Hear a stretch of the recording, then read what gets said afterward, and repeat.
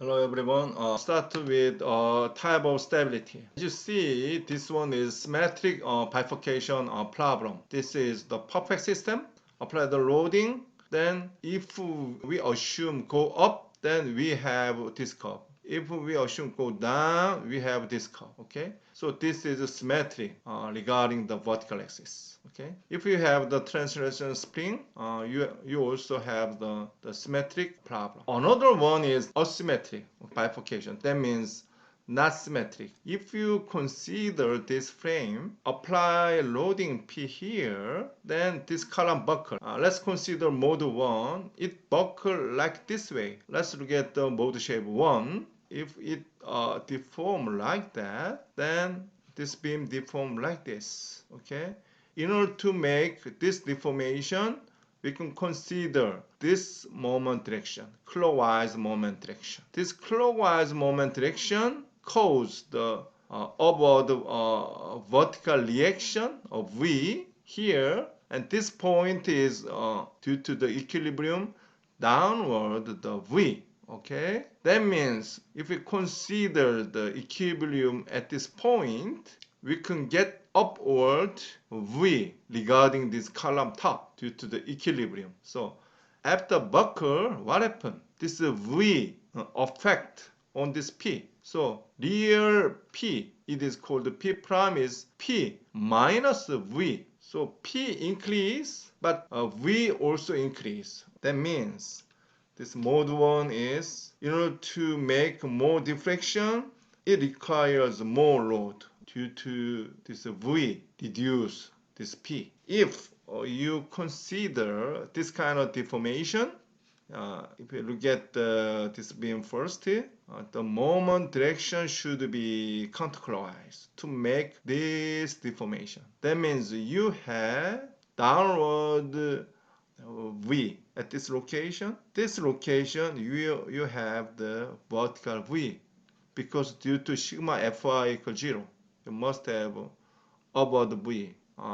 Now, if we consider again the equilibrium at this point, then this downward V exists at the column top. So if you apply P, then downward V added.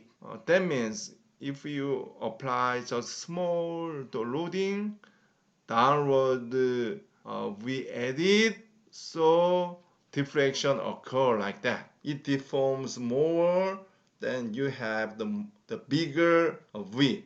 So this P lead to the small value like this. So it is a symmetric bifurcation problem. They are not symmetric regarding the vertical axis due to the different direction of V. Another term is that Snap's law.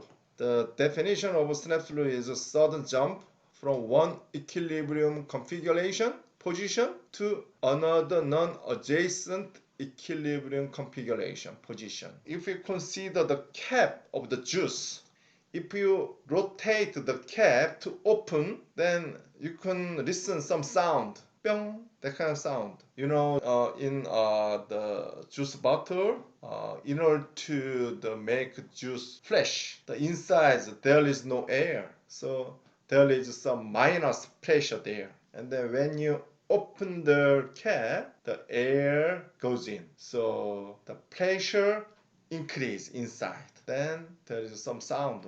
Pyong. That sounds is due to this kind of Snap's law. That means the configuration suddenly change, shape suddenly change. Look at this one. If we increase the loading, W, if the loading reach a certain point, it goes to under equilibrium position suddenly. That makes some sound in case of the cap of the juice bottle. Another adjacent point with the same loading, but there is some deformation like that suddenly and go up like that. This phenomenon can be seen this kind of some shallow arch or cap of the juice bottle. We call it Snap's law. Without any additional loading, it goes to adjacent equilibrium position. there is a big displacement. Consider some test. If we control the loading, then we can only find the A, C, D path. But if we do displacement control test, if somebody hold the center of the cap, choose the bottle, and move a little, then he can get the change of pressure. That is a displacement control test. In the case, we can get A, B, C, D. If we do load increment, then we can get some ascending part only. If we do displacement increment, we can get ascending, descending part together. So load increment analysis means load control test, same concept. If we do displacement increment analysis, it is similar to displacement control test. If we do load increment, goes up to here is okay, but in descending branch, we cannot get this descending branch using the load increment. But displacement control case, you can get the corresponding load. From this displacement, we still get the unique corresponding load. If we do load increment, this specific one load is corresponding to this displacement and this displacement. Two different displacement, so we cannot get the descending branch. If we do displacement control, we can get the unique loading. Another one is shell buckling. Before shell buckling, if we see that just a simple column buckling case, apply the load, then displacement increase like that. This displacement is not lateral displacement. This is a vertical displacement. This is the axial force on that this member. So increase load and vertical displacement increase like that. And then in certain point it buckle. Then loading decrease like that. If this column is imperfect, then we have this kind of curve. If a shell buckling case, we apply load. Up to here is very similar, regardless of shell buckling or this member buckling. So it is elastic shortening. And then apply the loading in certain point, it buckles suddenly like that. The important phenomena is that buckle and goes up a little bit due to the in circumference the area there are some hoop tension. The hoop tension resistant occur. So after buckle and then the strength goes up like that. If imperfect system like this, it is hoop tension phenomenon. So far we investigate the various type of the buckling. From now on, I would like to introduce design philosophies. In this class, we learn about structural stability. Stability has been implemented in that design code. So we have to know design philosophies. There are several. The first one is ASD, Allowable Stress Design Approach. Allowable Stress Design Approach. The design format is this one. Rn over Fs greater than sigma Qni. Rn is simply say the yield stress.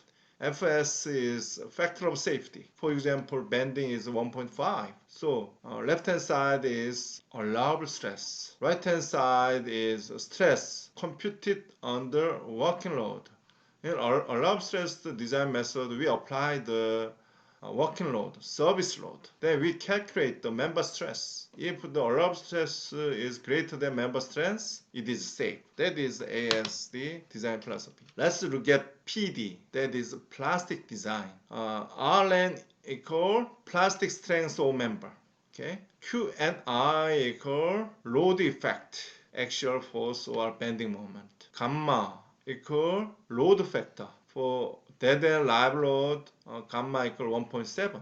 That is a plastic design approach. So if you compare ASD and PD, Fs moved to right hand side and changed to gamma. If you think like that, it is very similar. But different thing is that In ASD, we check the yield stress. In PD, we check the plastic strength. Okay, member strength. Right hand side, this is stress. In PD, right hand side is force, member force. So they are different. And LRFD, pi Rn greater than sigma gamma Qni. Rn equal the nominal resistance of member. It is strength, not stress.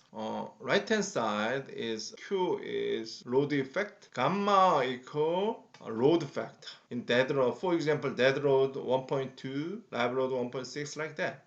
As you see in PD, we have the identical load factor. In LRFT, we use the different load factor. 1.2 for dead load, 1.6 for live load. Because the LRFT consider the probability of variation of each load. In dead load, is hardly changeable. So variation is somewhat low. But live load, the variation is very high. So we use smaller load factor for dead load. We use large load factor for live load. Yeah, that is the concept. Another one is advanced analysis. It is also a research theme of our lab. The design format is identical with the LRFD, but in advanced analysis, we calculate load carrying capacity of the system. This pi Rn is load carrying capacity of the system.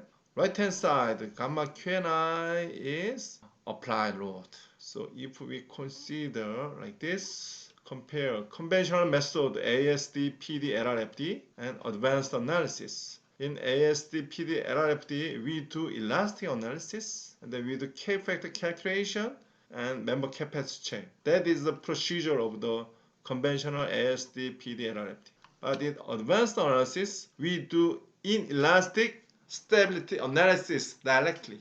Non-linear inelastic analysis directly. Non-linear inelastic analysis is called advanced analysis. Okay?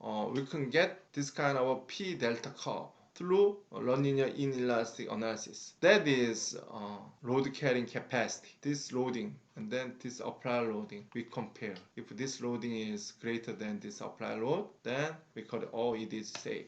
So the difficulty of ASD, PD, LRFT is that it requires the time consuming and non-relational. That means K-factor calculation is not relational. I will explain later, maybe chapter 3. Yeah, and then automatic design is impossible. Okay, this advanced analysis we can save the time, and the relational and automatic design is possible, and then we can predict the realistic behavior. It is comparison. Okay, I'll just show some design example.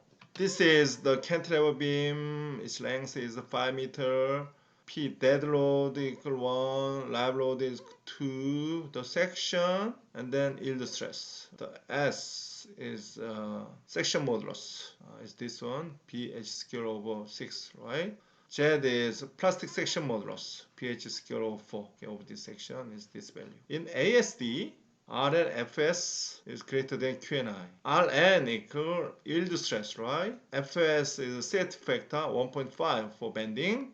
Then Rn over Fs equal to allowed stress, Fa. So allowed stress is this one. And then let's calculate the member stress. Member stress is 5 times cantilever moment, right? 1.1 plus 2, 15. And then bending stress is M over S. M and S, this one. Allowable stress is greater than member stress. Yeah, so it is okay. If we calculate the ratio, 1600 divided by 1550, then the ratio is 1.03. If we do plastic design format is this. Rn equal member strength is MP regarding bending. So Z Fi, plastic section modulus, and then Fi. Then this value, that is strength. Q and I equal loading, the moment due to the loading.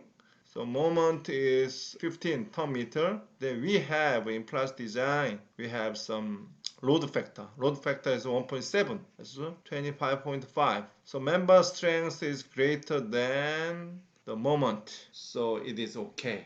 The ratio of member strength over the member moment 1.36. And then let's look at LRFT. So pi Rn, pi B MP, pi B equal 0.9 MP equal this value, then we get the pi Rn. Sigma gamma QNI, gamma equal 1.2 for that, 1.6 for live. If you calculate like that, 22. Pi Rn is greater than sigma gamma QNI, 31, 22, right? The ratio is 1.42. If we do advanced analysis, we can get same with the LRFT for this case, because the simple member means the statically determinate member. So statically determinate the structure. So the shape factor F equal Z of S. Plastic section mode 1.5. This is shape factor. In H column is 1.1 or 1.2 H beam case. So I'd like to introduce lastly some LRFT design. The concept. LRFT consider the probability of strength, member strength, and then loading. So this is strength, okay, member strength. This is Q equal load effect. So generally, this strength should be greater than this loading effect. So this part, this shaded part, is that load effect greater than member strength. So loading is greater than member strength. This shading part is called unshaped lesion, not shape. Unshaped lesion. The other part is a shaped lesion. So if we calculate ln r minus ln q, then we can write ln r over q, right? This part is minus, okay, here, unsafe lesion. When we redraw like that, this curve, then this is mean value, then unsafe lesion. In this curve, we calculate beta. It is called reliability index. Reliability index is ln r q bar. Okay, this one divided by square root v equal variation regarding strength variation and load variation. That is reliability index. Reliability index. If compared to this variation, this value, this average value is much greater than this variation, then this is safe. Okay, so we call it reliability index or safety of the member. So larger beta means safe, smaller beta means unsafe. So in LRFT, some design code, when the committee member developed the LRFT code, they determined the target value of the beta. Beta equal 3.0 for members. Okay, beta equal 4.5 for connections. So they use larger beta value for connections because connection is more important. The member, if connection has been failed, the whole structure failed. So they want the stronger connection design. So they use beta over 4.5 for connection. So that is LRFT specification development background. Stronger connection. Let's finish the lecture.